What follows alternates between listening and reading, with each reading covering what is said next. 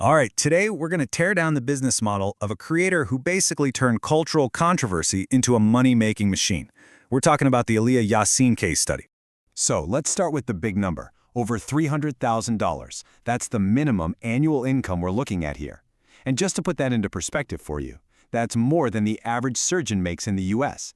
And here's the kicker, it's all generated by one single person. So, you gotta be asking yourself, how on earth does one person build a business this big? Well, I can tell you it's not luck. Not at all.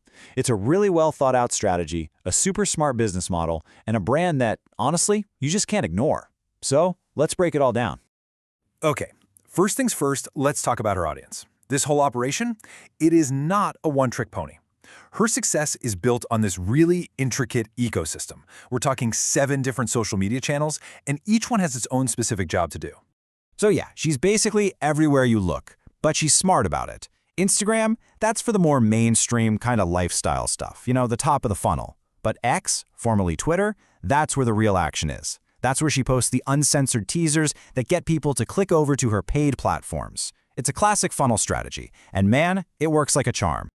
I mean, look at this. X is literally the engine driving this entire business. We're talking over 500,000 followers. It is, without a doubt, the central hub of her entire marketing machine. It's where she builds that provocative brand, talks directly to her core audience, and most importantly, pushes all that traffic to where she actually makes her money.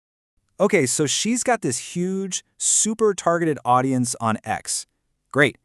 But how do you actually turn followers into cold, hard cash? Well, that brings us to the financial engine of her business, the subscription model. $22,000. And get this, that's her estimated monthly revenue from subscriptions alone. We haven't even touched on things like tips or pay-per-view content yet. You do the math, that's a solid 6-figure income every year from just one piece of her business, all from her home. The math itself is actually pretty simple, but the results, they're huge. You've got over 1,000 subscribers, right? Each of them paying $20 a month. Boom. That's how you get to that $22,000 figure. This, my friends, is the magic of recurring revenue. It's what makes this whole thing so powerful and, sustainable. So you might be wondering, what makes it worth $20 a month? Well, it really comes down to 2 things, consistency and authenticity. She's dropping new videos and photo sets every single week, like clockwork. And on top of that, she's actually in her DMs, talking to people, building a real connection. So her subscribers, they feel like they're not just paying for content, they're paying for access to her.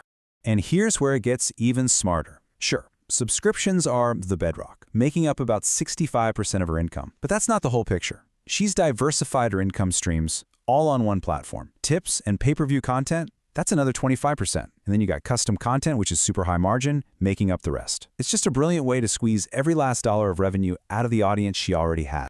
But listen, none of this, the followers, the money, none of it would be possible without a brand that just completely cuts through all the noise online. And Aaliyah's brand, it's not quiet. It is deliberately and strategically provocative. And that right there is the absolute key to her entire success. I mean, just look at the Snapchat handle, Halal Aaliyah. That is a straight-up masterclass in branding. With just 2 words, she creates this incredibly controversial identity that you just can't look away from. It is textbook, using cultural terms to build a brand that's both shocking and, totally memorable. Now, to really get what she's doing, you have to understand the word halal. In Islam, it means something is permissible.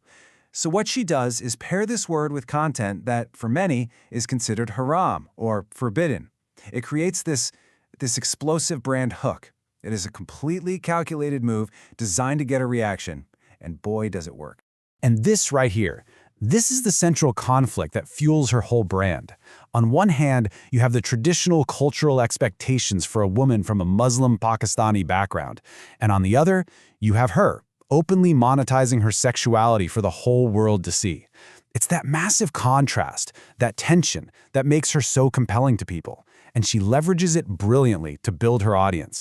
But let's be real, a strategy like this comes with a pretty hefty price tag. We're talking about constant, widespread criticism, not just from random people online, but from within her own community. Then you've got the very real personal safety risks. And maybe the biggest business risk of all, her entire livelihood depends on platforms that could, just decide to ban her tomorrow.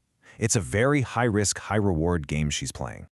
All right, so we've looked at the audience, the business model, the brand, but what's the bottom line here? When you strip everything else away, how does this stack up as a pure business? Let's get into the final analysis.